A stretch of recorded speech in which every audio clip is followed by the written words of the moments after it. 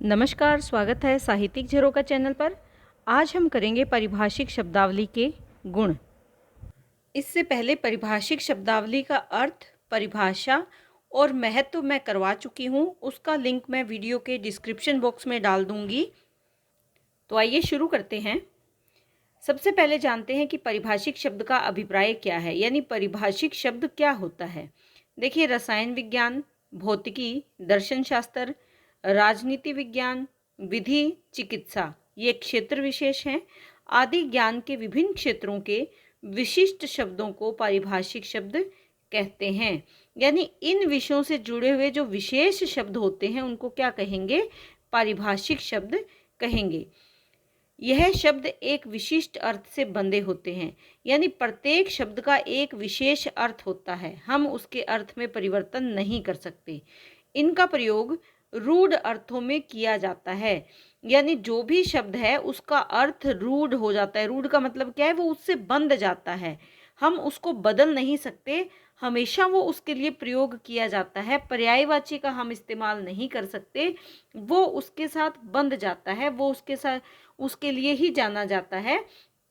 तो यहाँ पर शब्द में और उसके अर्थ में कोई परिवर्तन नहीं किया जा सकता, ये आप ध्यान में रखेंगे। तो आइए अब पारिभाषिक शब्दों के गुण क्या होते हैं उनके बारे में जानते हैं। पारिभाषिक शब्दों के अगर गुणों की बात करें तो सबसे पहले क्या है? विषयगत प्रधानता। जो भी पारिभाषिक शब्द हैं उसमें विषय की प्रधानता रहेगी, यानी जो मुख्य विषय है उसी से जुड़े हुए शब्द का हम प्रयोग कर सकते हैं। मान लीजिए बैंकिंग से जुड़े हुए विषय हैं, तो वहाँ पर बैंक से जुड़े हुए जिस भी विषय की हम बात करेंगे उसके लिए विशेष शब्दों का प्रयोग किया जाएगा। और वो शब्द किसके लिए होंगे? उसी शब्द के लिए, या उस विशेष शब्द को ही परिभाषित करेगा उसका जो अर्थ होगा। जैसे मान लीजिए कि रेखित चेक, ये एक बैंक में बहुत जाना पहचाना सा शब्द है। रेखित चेक यानी रेखा लगा हुआ चेक। लेकिन इसका क्या मतलब है? मान लीजिए ये एक चेक है, हमने इस पे कोई रेखा लगा दी, लेकिन ये रेखाएं नहीं है, ये इसका अभिप्राय नहीं है। रेखित चेक कौन सा होता है? जिसके बाईं ओर दो समानांतर, बाईं ओर, ये ध्यान रहे, मान लीजिए ये चेक है तो ये नहीं है कि हम कहीं भी लगा दें, बाईं ओर दो समानांतर रेखाएं हम लगाएंगे, वो क्या होगा? रेखित चेक। यानी ये जो दो रेखाएं हैं, रेखित चेक किसको बता रहा है? जब हम किसी से कहेंगे कि रेखित चेक दो, तो इसका मतलब क्या है? अपने आप वो समझ जाएगा कि रेखित चेक क्या होता है, वो उसका अभिप्राय बहुत अच्छे से समझ पाएगा और वो उस पर समानांतर बाईं तरफ दो रेखाएं लगा देगा। यानी ये जो शब्द है ये रूढ़ हो गया है इन रेखाओं के साथ। बैंक में ये बहुत आम शब्द है और ये रूढ़ हो गया है, किसी से भी कहेंगे वो इसको आसानी से समझ जाएगा। इसके बाद सूक्ष्म भेद स्पष्ट करना। जो पारिभाषिक शब्द हैं ये छोटे से छोटे भेद को भी स्पष्ट करते हैं। ऐसा नहीं है, जैसे मान लीजिए हम ये कहें ठंडा, ठंडा का मतलब क्या है? ठंडा का मतलब शीतल भी हो सकता है, ठंडा मतलब कोका कोला भी हो सकता है, लेकिन यहाँ ऐसा नहीं है। यहाँ पर इन ठंडे का मतलब जैसे शीतल है, पर शीतल है, द्रुत शीतल है, इन शब्दों के अलग अलग अर्थ निकलते हैं। यानी सिर्फ ठंडे का मतलब कोल्ड नहीं है, कूल नहीं है, बल्कि इसका अलग अलग अर्थ निकलेगा। जैसे ठंडा यानी कोल्ड, शीतल यानी शीतल अगर हम कहें तो क्या कहेंगे? कूलिंग। पर शीतल यानी रेफ्रिजरेशन, उसको रेफ्रिजरेट में डाल के उसको ठंडा करना। द्रुत शीतल, द्रुत शीतल बहुत ज़्यादा ठंडा करना, जल्दी से बहुत ठंडा करना, यानी चिलिंग। तो ये क्या है? शब्द एक ही दे रहे हैं, लेकिन ऐसा तो नहीं है ना कि हर बार हम उसका मीनिंग एक ही निकल रहा है। ठंडे में सारे शामिल नहीं हो रहे। एक हमने यहाँ ले दिया कि हमने ये शब्द डाल दिया ठंडा, ठंडे का मतलब यहाँ पर क्या रहेगा? यहाँ पर सिर्फ ये कोल्ड रहेगा। यहाँ ठंडे का मतलब क्या है? कोल्ड, COLD, या कोल्ड अगर हम हिंदी में लिखें तो क्या लिखेंगे? कोल्ड। तो ठंडे का मतलब क्या है? कोल्ड। लेकिन अगर हम कहें कि प्रशीतल, द्रुत शीतल, यानी यहाँ पर क्या है? शब्दों में भेद है। छोटे छोटे जो भेद हैं वो भी पारिभाषिक शब्द स्पष्ट करते हैं। उन भेदों को हम एक शब्द से नहीं बता सकते, बल्कि प्रत्येक बार अगर हमें कुछ और कहना है तो उसके लिए अलग शब्द होगा। एक ही शब्द के अलग अलग अभिप्राय नहीं लगा सकते। तो ये क्या है कि सूक्ष्म भेद भी पारिभाषिक शब्दों से स्पष्ट हो जाता है। फिर क्या है, रूढ़गत अर्थ की अभिव्यक्ति। ये फिर तो वही बात आ गई जो मैंने आपको पहले समझाई थी कि पारिभाषिक शब्दावली में किसी विशिष्ट शब्द की जब हम अभिव्यक्ति करते हैं तो जो वो अभिव्यक्ति कैसे करते हैं, रूढ़गत अर्थ में, यानी जब जिस शब्द को जिस अर्थ के साथ रूढ़ मान लिया गया है, उसके साथ जुड़ा हुआ मान लिया गया है, हम हमेशा उसका ही प्रयोग करेंगे। यहाँ पर हम बदल नहीं सकते, उसमें कोई परिवर्तन हम नहीं कर सकते।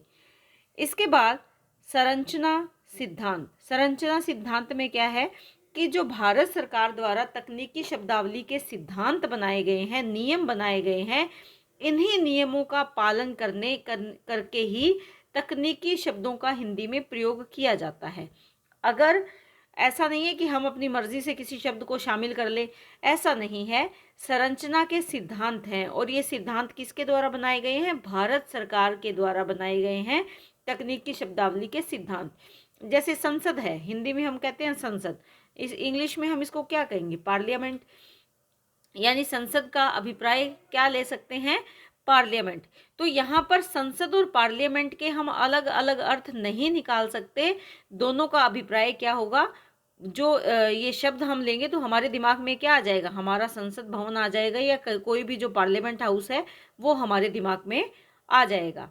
उसके बाद है आगत शब्दावली। आगत शब्दावली से क्या अभिप्राय है, कभी कभी जब अन्य भाषाओं के जो शब्द हैं वो जोड़ के तो ले लिए जाते हैं, उसको क्या कहेंगे, आगत, यानी आई हुई जो शब्दावली है, जो ऐसे शब्द जो हम अन्य भाषा से ले लेते हैं उनको क्या कहेंगे, आगत शब्द। जैसे अकादमी है या बस है, रेलवे स्टेशन है, डॉक्टर है, ये हमारे हिंदी के शब्द नहीं है, लेकिन हमने इनको स्वीकार कर लिया और हमारी शब्दावली में इनको शामिल कर लिया, तो ये क्या है, आई हुई शब्दावली।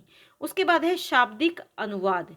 कुछ ऐसे तकनीकी शब्द भी होते हैं जो नए नहीं बनाए जाते, बल्कि मूल तकनीकी शब्द का ही अनुवाद कर लिया जाता है, यानी उस शब्द का ही अनुवाद कर लिया जाता है। तो ऐसे शब्द कौन से होंगे, ये अनुवाद की श्रेणी में आएंगे, यानी शब्दों का अनुवाद कर लिया गया। जैसे कि स्वर्ण जयंती, गोल्डन जुबली, स्वर्ण जयंती, काला धन, ब्लैक मनी, काला धन उसका अनुवाद कर लिया इंग्लिश से हिंदी में हमने अनुवाद कर लिया।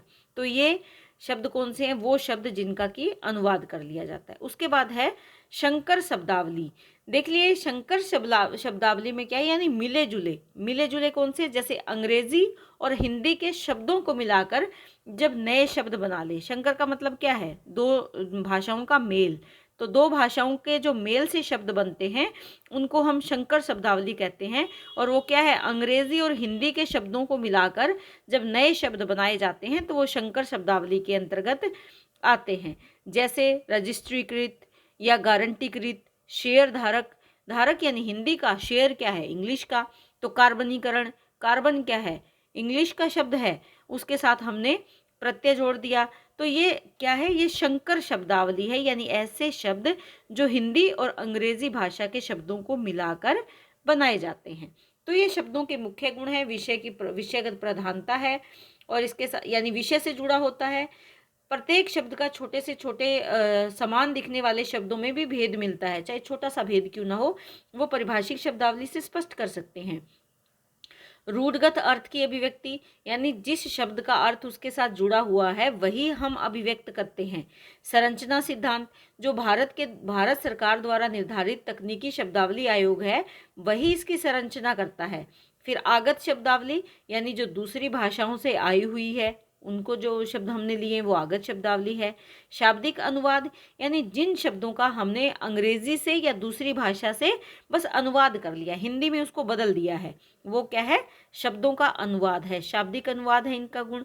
और एक क्या है, शंकर शब्दावली, यानी हिंदी और अंग्रेजी दोनों भाषाओं के मेल से जो शब्द बनता है वो क्या है, शंकर शब्दावली के अंतर्गत आता है। तो आज हमने यहाँ पर गुणों के बारे में विस्तार से जाना।